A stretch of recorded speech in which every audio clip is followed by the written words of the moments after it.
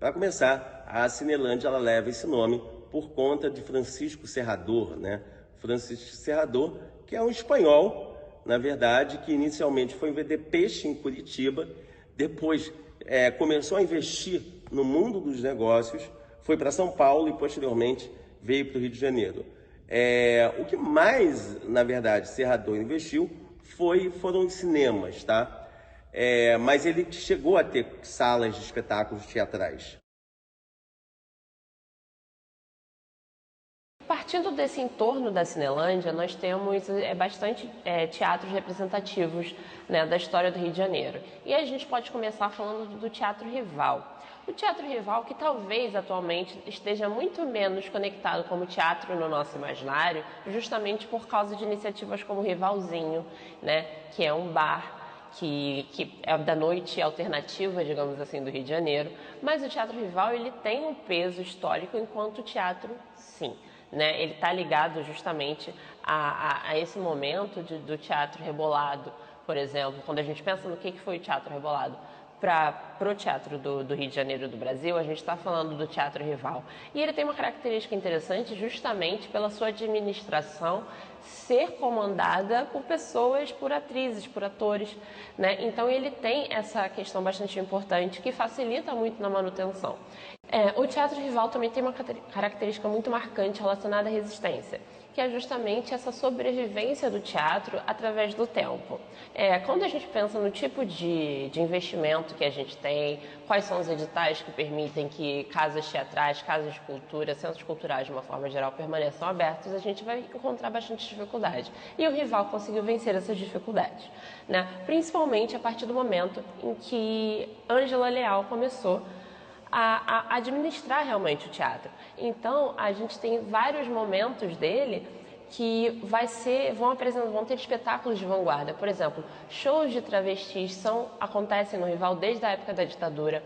Não há muito tempo atrás, nós tínhamos concursos de drag queens dentro do Rival. Então ele tem uma trajetória ligada tanto à questão mais formal dos espetáculos, quanto uma questão mais informal e mais alternativa. O Teatro Municipal ele é construído juntamente com a abertura da Avenida Central, na época, atual Avenida Rio Branco, que é justamente no início do século XX. O Teatro Municipal é de 1909, a sua inauguração, tal como os seus dois prédios ali, vizinhos, que fazem parte do conjunto monumental ali da Cinelândia, que vai ser a Biblioteca Nacional e o Museu de Belas Artes. O Teatro Municipal ele tem uma discussão que é interessante. Justamente quando a gente estava falando da decadência do Teatro Nacional por conta de ser o teatro de revista o que levava maior público às salas de cinema, se pensava justamente, olha, nós temos que fazer um teatro onde sejam exibidas as peças sérias, as peças de importância, as peças de importância artística, dizia José Veríssimo, por exemplo, em discussões com o Arthur de Azevedo. E começa essa discussão. Então, o Teatro Municipal ele vai ter o objetivo de ser um teatro nacional, no sentido de ali serem encenadas efetivamente as peças sérias, as peças de relevância nacional. Continuando pela Cinelândia, a gente tem o Teatro Riachuelo. Mas resgatando seu histórico, a gente vai voltar do início do século XX, em 1901, que é uma das fontes que apresentam para a gente justamente o início dessa localidade. Então a gente tem de rica de patinação ao Cassino Nacional, e a gente passa por momentos justamente de grandes exibições de cinema. Então, se a gente está falando da Cinelândia, se a gente está pensando nessa localidade, o Teatro Riachuelo ele é bastante representativo dessa época. Mas a gente pode sim olhar para esse espaço como um espaço, assim como outros que a gente vê pela cidade do Rio de Janeiro como um todo, de múltiplas funcionalidades. Andando pela Cinelândia, a gente se depara com o Teatro Serrador. E o Teatro Serrador leva esse nome justamente por Francisco Serrador, só que o mais interessante, antes da gente entrar no teatro, né, na sala Brigitte Blair, a gente pensar justamente no quê?